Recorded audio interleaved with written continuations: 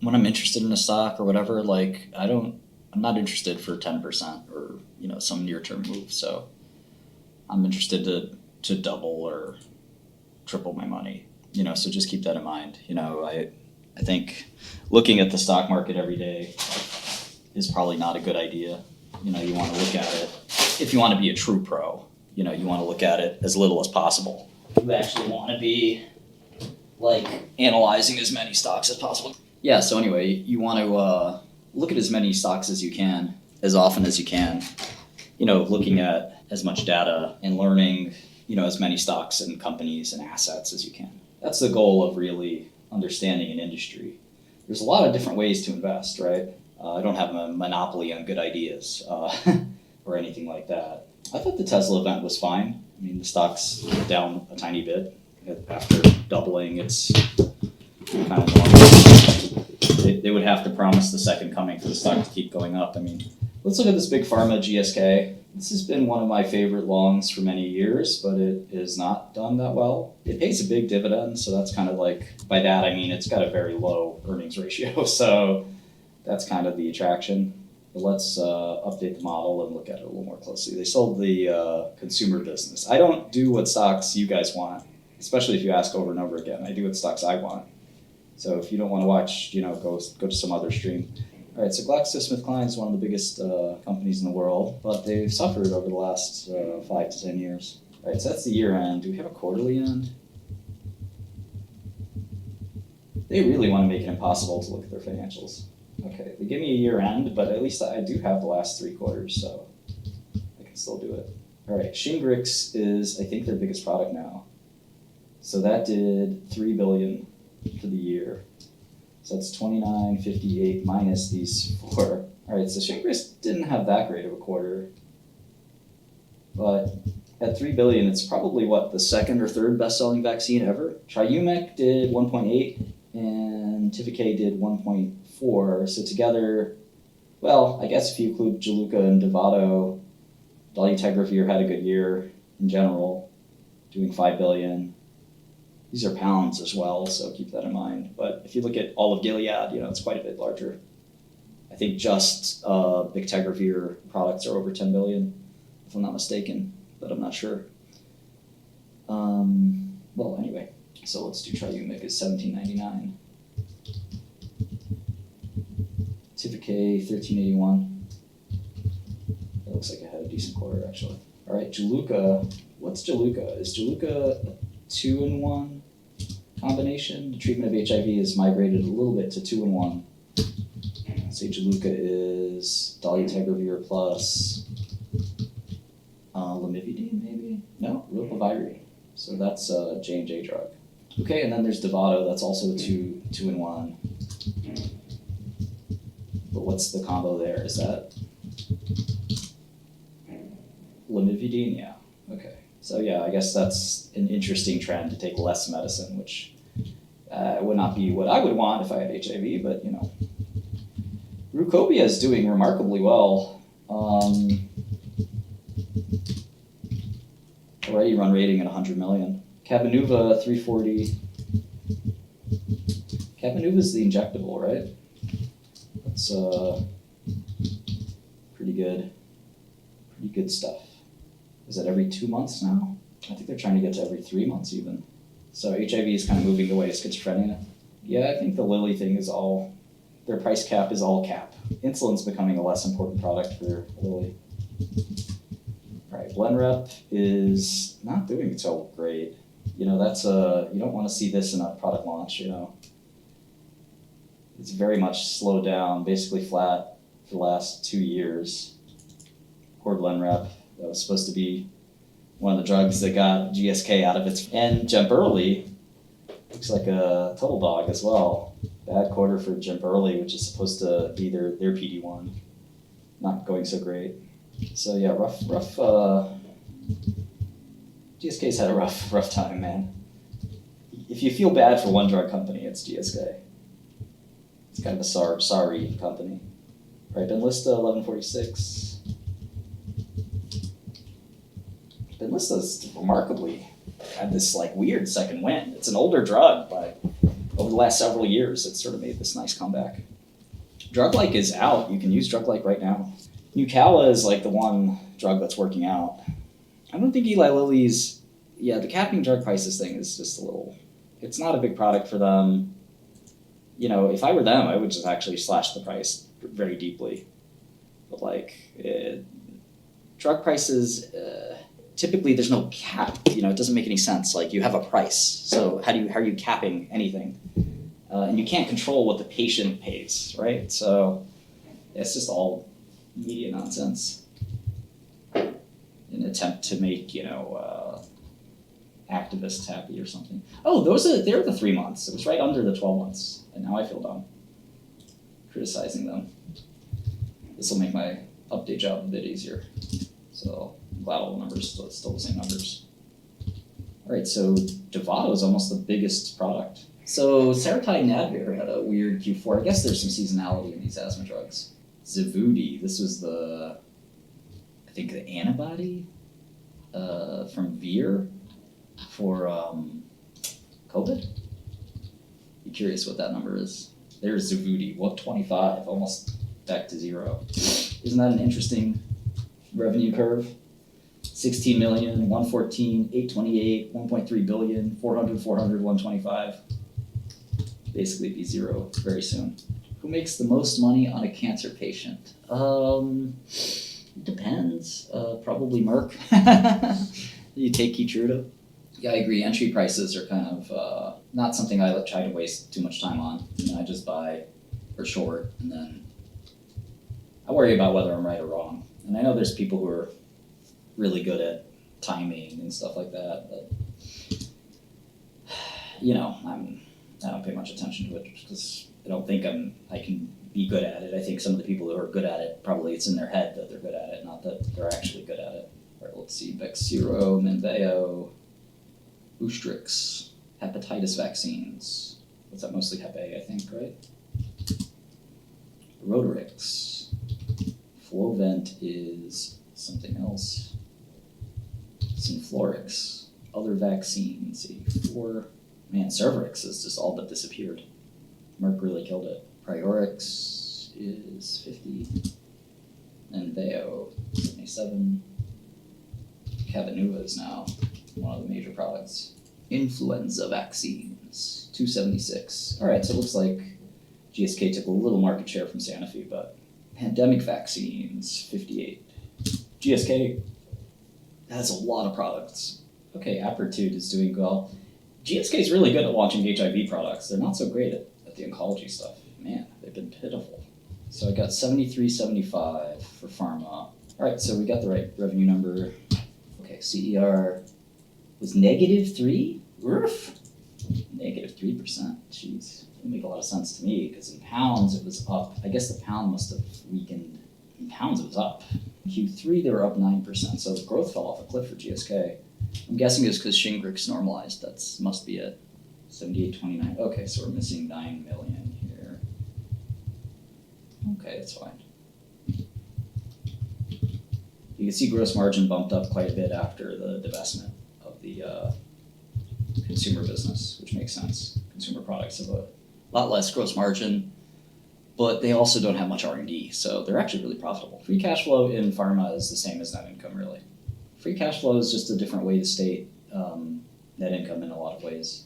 All right, so after we do a little bit more work on GSK, I'm going to look at Regeneron, but let's keep looking at GSK because it's a very interesting company that's at this big crossroads. Like, they're undergoing a lot of change. You can see they're about to undergo a pretty nasty growth period because SHINGRIX is back to normal, but the rest of their portfolio is kind of old and tired and it's just going to keep declining. Now the consumer is gone and divested. You know, I would imagine dolutegravir is to go generic at some point too. I think I looked at that briefly. There's a 2027 patent. Depemokimab is going to be a big product. Miguel they gave back. I really got to fix up this model. What better way to do it than go line by line, right? So Advair has a different name in Europe. It's called I feel stupid for not knowing this. It's been a while. Okay, there it is, 𝗧𝗜𝗘𝗢𝗓. So is there a therapeutic equivalent for Advair that's generic? I think there is. Kano Health, small cap, looks like healthcare services. So not my main expertise, which is healthcare products, and specifically prescription medicine. All right, so we got discus and we got HFA. Discus was approved in 2000. I think that's the main product, right? And therapeutic equivalents, it looks like there's Mylan's product and Teva's product. Is Teva's product AB rated? It looks like it. So there's two generics, it's a three-way market, Teva and Viatris. So I'm assuming these other doses are the same thing. Yeah, well that was 824. You can download all these spreadsheets, by the way, on my GitHub. They're all for free. Okay, so 824 for discus. How about HFA? I think that was approved before. No, that was approved after. That's weird. It's odd I had it FDA approved in 1998, but it's possible that that was a different country. Let me see, Advair approval. Oh, ICMA just has a new one too, but it's not on the FDA website. That's really weird. I wonder if there's an old Advair prior to discus or prior to, let's see, this was 2001, so that's kind of what, it does say 1998 here. I think it's really important to know your history of all your companies. Advair was once like the third biggest product in pharma, period. Okay, it does look like it might have been approved in 2000, like I thought. It might have approved in other countries in 98. Doesn't matter really. Okay, SHINGRIX is the biggest product at GSK. Let's take a look. So here it is on our list, but I'll probably bump it up here. And what's the indication for SHINGRIX? It's shingles prevention, right? And it's a vaccine. And I believe they have 100%, but I'll put a question mark there. I don't know when it was approved, and I don't know what its IP is, but vaccines don't go generic, right? Which is a very interesting part of healthcare. Every other product can go generic except for vaccines. Kind of interesting, right? FDA and EMA are largely in lockstep now. It's very rare that one country will approve and the other won't. Vaccines are not easy to go generic because the generic pathways now basically focus on something called bioequivalence. Off-label and generic are two very different things. So don't get those too confused. But you can't copy a vaccine because you only take it once. I think that's kind of the reason. But I don't know. I mean, I do know. What am I saying? Of course I know. So here's the SHINGRIX website. All right, so here's SHINGRIX. It's herpes zoster, right? That's what causes shingles. It's basically reactivation of herpes zoster, ages 50 plus. So I should probably make a little SHINGRIX tab and then do a little research on it. That'd probably be the smart thing to do, what a good buy-sider would do. And it is their #1 product, so I should have some notes on it, right? It's so weird that they often will have the safety results in the label, but they won't have efficacy, which is like very frustrating. Because if you're a doctor and you want to see the efficacy results, why not have that in there too? And I think other countries, they have that or require that. So it's the AS01 adjuvant. That's GSK's proprietary adjuvant. I remember trying to get involved in buying that adjuvant. It came from a different company actually. All right, so they use the surface glycoprotein E. Surface glycoprotein E antigen. So I'm sure it works really well because this is the best-selling product. There's MPL. That is, AS01B is MPL. The risk of developing herpes zoster increases with age and with immunosuppression, related to decline in VZV, varicella zoster virus specific immunity.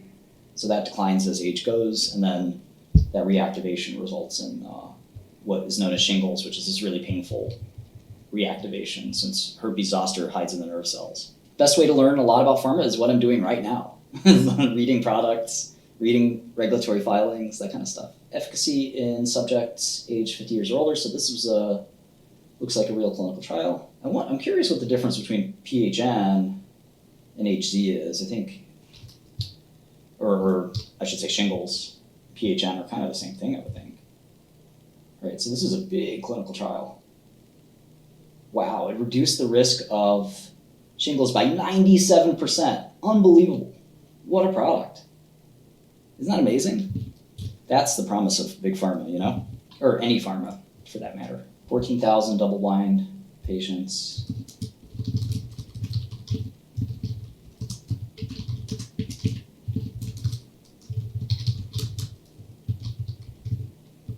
Depends on how they defined herpes zoster here. Oh, I have an NCT number. 0116-5177. Modified total vaccinated cohort, okay.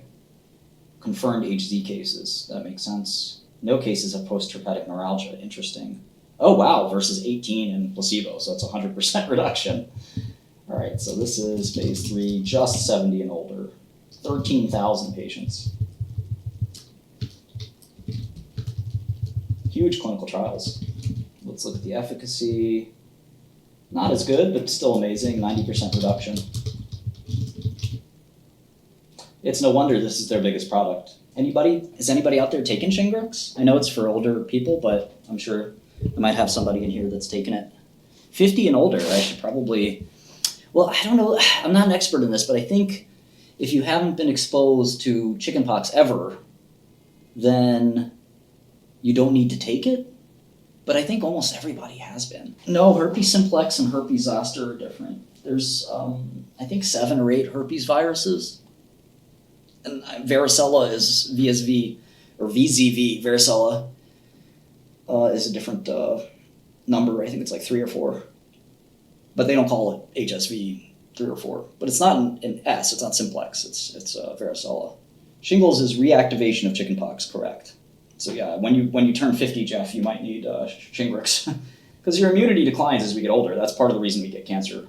But yeah, brilliant product. They had a big problem during COVID because nobody was getting vaccinated for anything. So the revenue for SHINGRIX declined a bit, and now it's come back a bit.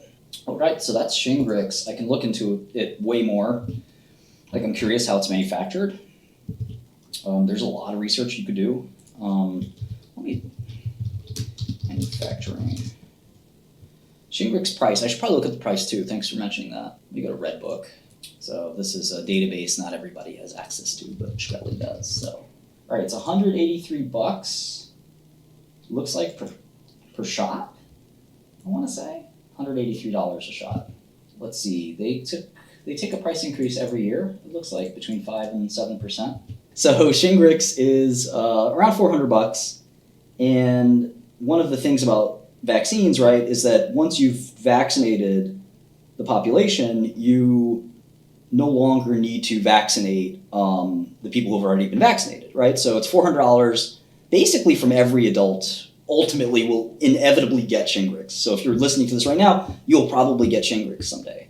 So how do we model that, right? Let's take a look at what they did last year. They did around $3 billion in revenue. So if you think about that, the cohort of patients that, well, let's just look if we can find through their quarterly results just the US revenue, because that'll help us get a better understanding, because we know the US price. We don't necessarily know the other countries. So we know $480 for the quarter, and for the year, $2 billion. So roughly $2 billion is coming from the US, where we know the price is $400.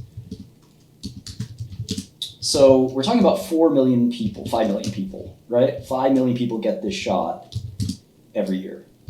And if you're 50 or older, you should be getting the shot too. So there's probably some discounting as well. So that number is actually even higher, the number of patients, because the price is probably a little lower. That's why I have 400, because it's 2 shots. The AWP is 220, so the WAC, or wholesaler acquisition cost, is probably around 180, 190. So 190 times 2 is around 400. So divide revenue by 400, and it's 5 million people in the US. So if you think about that decile of people entering, is it a decile? The number of people entering the US 50 and older cohort every year is literally just 1 out of, kind of the median age, if you think about it, right? So it's probably a little more than, let's say 1 out of 70. So we have 330 million people. So that's almost exactly 4.7 million people, 4.9 million people, right? So it looks like basically they're getting all the people that they need to get. The problem probably comes in the foreign markets where they're not selling a whole lot. Europe, they only have 688, and international, they have 306. So my guess is they're going to get a lot of growth there. But SHINGRIX in the US looks like they topped out. It's SHINGRIX in Europe and SHINGRIX in international looks like they're going to start getting up there. Because people get SHINGRIX all around people get shingles all around the world. Nobody wants shingles anywhere. So can this be a $5 billion product? It's currently a $3 billion product. Remember, there are more people in Europe than there are in the US. The question is, what are the pharmacoeconomics? Shingles is really shitty, it's painful, and if you reduce the incidence of shingles by 97%, you basically eliminate shingles, but how bad is shingles anyway? I think if we looked at the label had some data that the amount of people that got shingles, we could do some math on, like, is this cost effective? Like, at what price would it be cost effective in those countries? Because the argument here is that an insurer should pay for SHINGRIX because if you get shingles and you're working, you're going to be out for that period of work. You're going to lose a bunch of productivity, and your employer doesn't want to do that. But if you're on Medicare or Medicaid, you know, you might go to a hospital for shingles pain. It's that painful. But if you're a nasty health insurance company, you might say, you know what? Why don't you just tough it out? It's a mean thing to say, isn't it?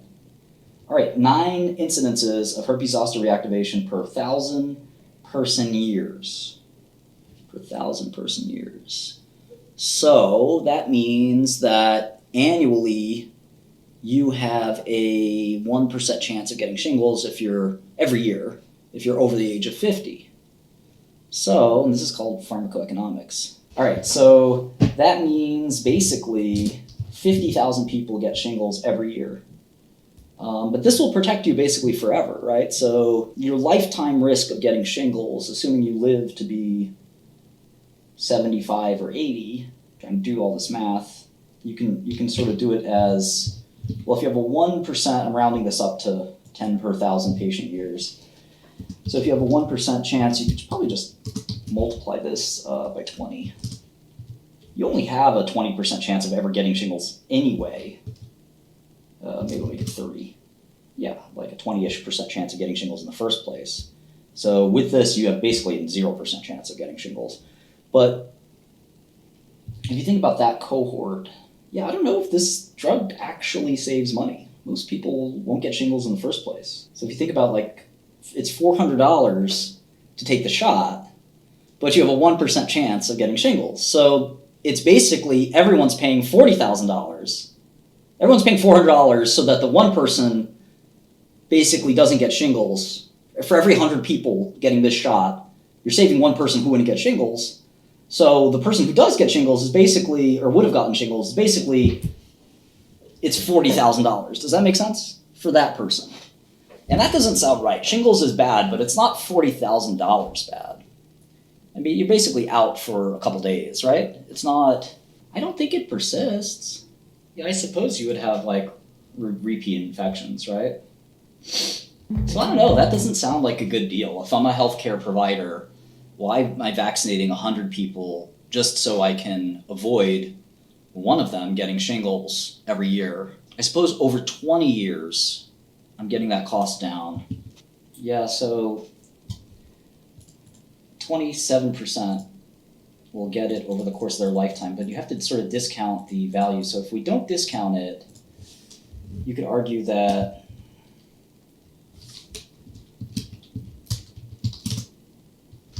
$1 million people of that 5 million people who got vaccinated will be saved from getting shingles. So if you would argue that it's $5,000 of economic damage to get shingles, then it's a $2 billion investment to save $6 billion over time. That's a fair deal, I guess. But in other countries, they might say, well, it's only $1,000 per patient, so there's just not as much economic activity or something. Well, we'll see, but my guess is they'll probably increase their revenue overseas but at a lower price point. Let's see if Drugs at FDA has SHINGRIX in here. Doesn't look like it. It's probably in the purple book. SHINGRIX approval date.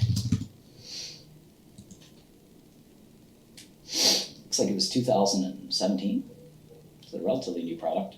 And let's see, SHINGRIX manufacturing. I'm curious if they're doing this in E. coli or baculovirus, or this is the EMEA EPAR, sucrose, polysorbate 80, sodium, dihydrogen, phosphate dihydrate, and dipotassium phosphate. We're going to put all that in your body.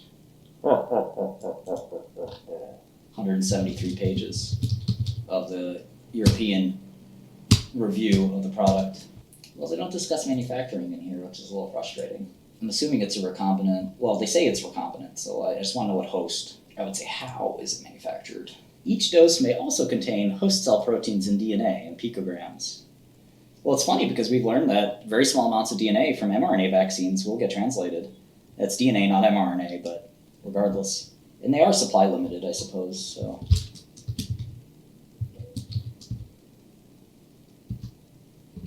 Here's the manufacturing process. Ah, CHO line. Okay.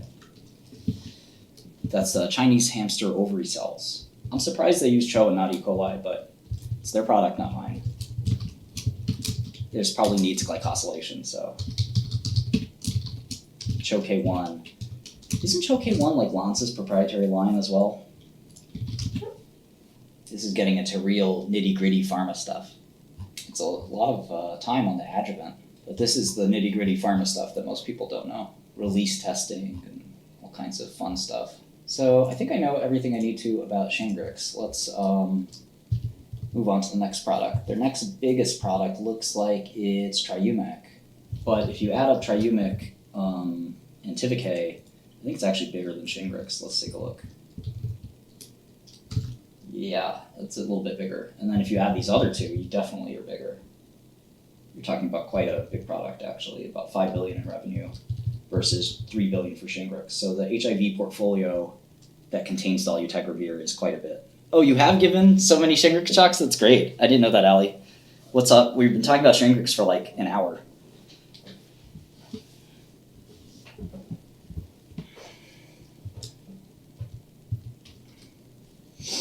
Now we're switching to TRIUMEQ.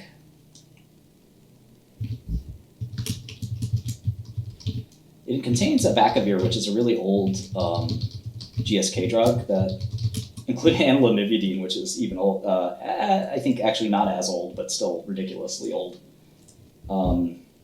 So abacavir was one of the first HIV drugs, and it's just a nucleotide imitator. Lamivudine is probably one of the best nukes ever made. Different nucleotide, right? One is a purine and one is a pyrimidine.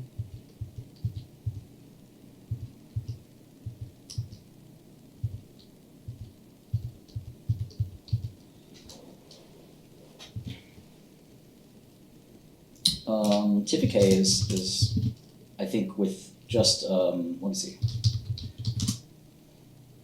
TIVIK is just solo dolutegravir. And then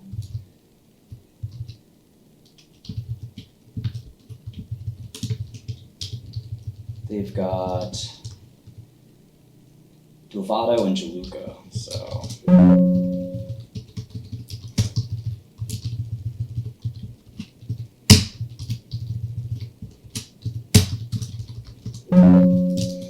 DOVATO is dolutegravir plus lamivudine, and JULUCA is dolutegravir plus rilpivirine. I always get rilpivirine wrong. Let's see, JULUCA, rilpivirine. Okay, got it right. Maybe I'm learning. Maybe my pea brain is starting to work. And rilpivirine is a NNRTI, right? Rilpivirine, NNRTI. Yeah. The world needs a new NNRTI, I think, but it's a long story. All right, so I looked at the IP of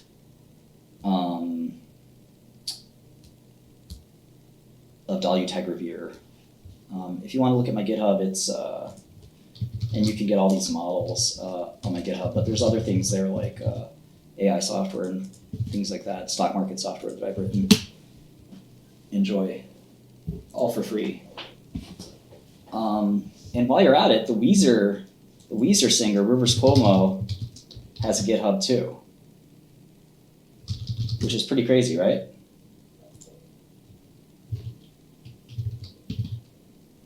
Can you imagine?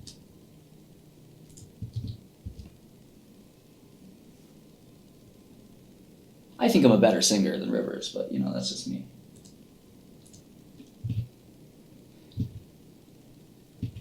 Weezer was one of my favorite bands, or is one of my favorite bands, I should say. All right, let's get some more data on these products, even though I know them so well. Triumic. Oh, there's a pediatric dose. That's interesting. Poor kid, pediatric patient with HIV would be very, very sad. I'm sure they do exist, though. I think mother-to-child transmission doesn't happen if there's suppression, so anyway.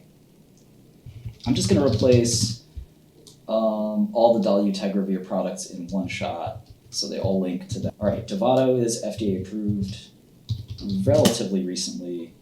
JULUCA was approved in 2017. All the IP for all of these drugs rests on dolutegravir, right? All right, so once again, just to remind, you can look up patents in Orange Book. Let's go to Orange Book. Let's type in dolutegravir. It doesn't cost a lot to get a patent. So you get a bunch of patents just to get them. So keep that in mind when you look at some of these patents. It's very easy to get a patent issued in America. You just file it, you get approval, that's it. The patent office would be out of business if they didn't give out patents like toilet paper. They just hand them out. The point of that, it is actually very rational, is that most patents don't get commercialized. So in pharma, it's a bit of a different story. Those patents do get commercialized and you have to beat the patents. Most of these patents are issued or are not novel. They're not protecting the product. So let's take a look. Here, there are only 2 patents left for dolutegravir. So it's the same 2 patents. There's a synthesis patent and the composition of matter patent. The composition of matter patent here controls. So we're talking about 2027, not far away, just 4 years. The 2029 patent, an inexperienced person will say, oh, okay, they got a patent expiring in 2029, therefore that's when the product will expire. Incorrect. This is a synthesis patent. If you look at the patent, it's the synthesis, it's patenting the synthesis process of attaching a ring to, I guess, the P3 group here, and that's not novel. You know, I think they'll probably try to say it is, of course, that's what a patent is all about. And they're also claiming a crystal form of this product with these diffraction peaks in the X-ray diffraction. So, in fact, all of the claims are actually crystal form claims. The synthesis doesn't appear to show up in the claims. So it's even weaker than I thought. So this patent is either easily to non-infringe or it's just invalid in the first place. So again, the courts will throw out a lot of these patents when they're actually litigated. But until then, the PTO is just happy to stamp them because it doesn't hurt them to patent something that 99% chance never going to be used or litigated. But in pharma, there is a lot of litigation. And again, claiming that you invented a molecule with these diffraction peaks, that's not an invention. You know, the PTO will approve it, but in reality, did you invent anything? You know, it's kind of bizarre. If I invented, this coffee cup, and I said, well, I'm claiming a coffee cup, and pretend it was the first coffee cup ever, it contains liquid and it keeps it warm, et cetera, et cetera. And then I say, well, I'm also making a separate invention that the dimensions of the cup are 6 inches by 2 inches, et cetera, and the volume of the cup is this. Well, isn't that contained in the original invention? Doesn't it make sense that it's different? And you say, well, no, I just was generically patenting a coffee cup. This is a species of that genus. So sometimes you would call this a species patent, and the genus patent is the other patent. And you basically double patenting, in my opinion. So there's some interpretation for sure, and that's why pharma even bothers with putting out these patents. It may cost a couple $1,000s to get a patent like this. Maybe if you're GSK, you're investing a little bit more. But yeah, modifying a molecule is a totally different story.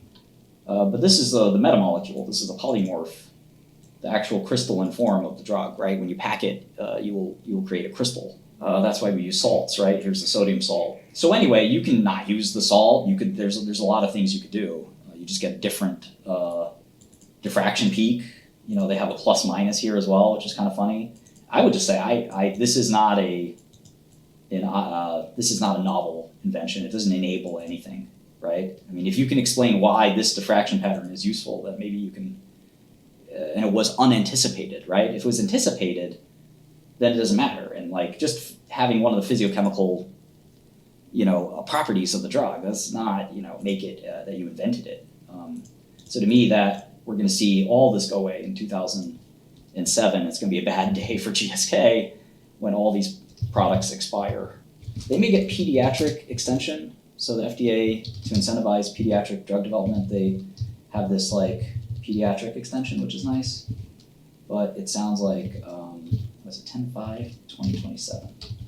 So maybe they'll get that. And then there's also Hatch-Waxman development extensions, but I assume that they have those already in that number. So I should probably double check because it's such a big deal to GSK.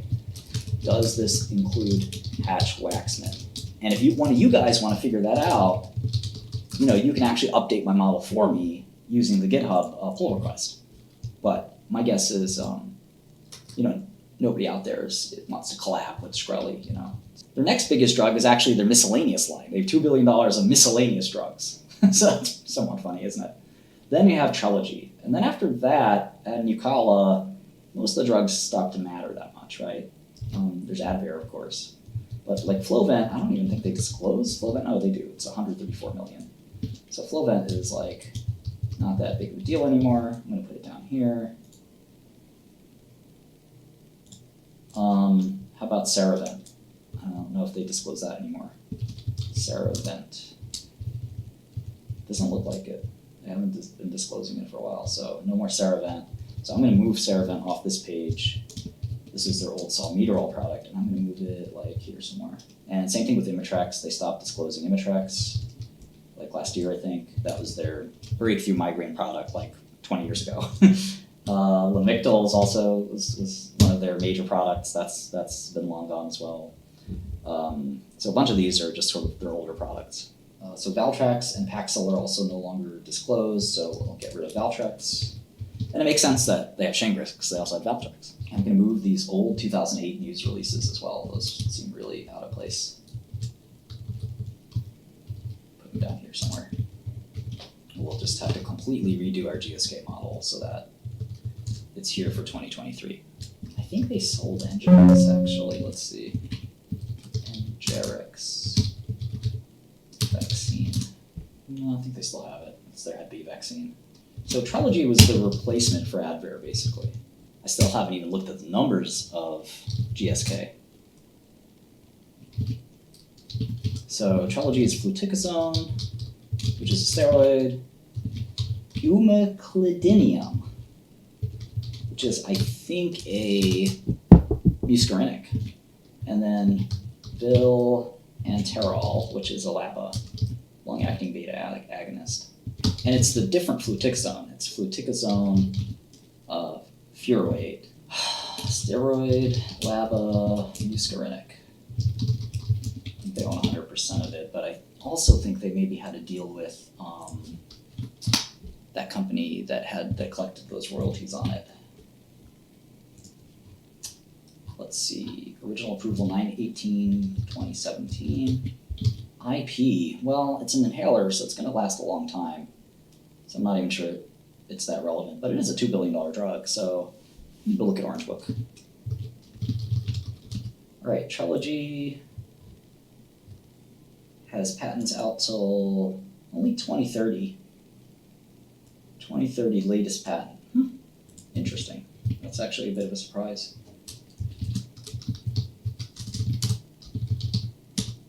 Okay, so I didn't even get to look at the numbers for GSK. I did have all the 2027 expiries right, but I think my SHINGRIX numbers need to be higher. I think we'll see more SHINGRIX revenue getting up to 5 billion there. And my fair value is pretty good there. 78 billion pounds. Current market cap, 53 billion pounds. Let me get the London stock price. It's 1438 right now. It's a little bit higher, but still roughly. Okay, well, didn't get to go into too much detail on GSK, but I do think it's a bit of a long. Like I said, I have this weird addiction to this stock for some reason. I've always liked GSK, but with the 2027 expiry, I guess SHINGRIX kind of is such a strong asset. Like SHINGRIX alone is worth like half of GSK. The problem is the other half is not so great. But the asthma medicines, yeah, it's like holding cash. The asthma drugs, the respiratory franchise, it's pretty valuable. The HIV franchise will give you some cash for now. But the rest of the vaccines business is pretty valuable as well. And I think they're going to get an RSV vaccine, which won't hurt. I don't know if they're going to win the RSV race or dominate in it. You know, there have been other, like the HPV vaccine race, they kind of lost, right? So tricky.